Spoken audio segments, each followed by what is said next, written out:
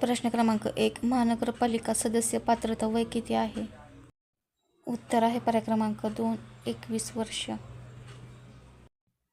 प्रश्न क्रमांक 2. महात्मा ज्योतिबा फुले यांनी लिहिलेला शेवटचा ग्रंथ कोणता? उत्तर आहे पर्याय क्रमांक 2, सार्वजनिक सत्यधर्म. प्रश्न क्रमांक 3. महाराष्ट्राच्या पठारी विभागामध्ये खालीलपैकी कोणती मृदा मोठ्या प्रमाणात विखुरलेली आढळते?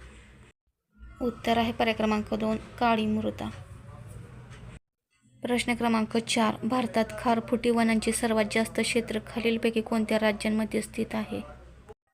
उत्तर आहे पर्याय क्रमांक 1, पश्चिम बंगाल. प्रश्न क्रमांक 5. युद्ध व शांतता यांविषयीचे सर्व निर्णय कोणाच्या आदेशानुसार ठरवले जातात?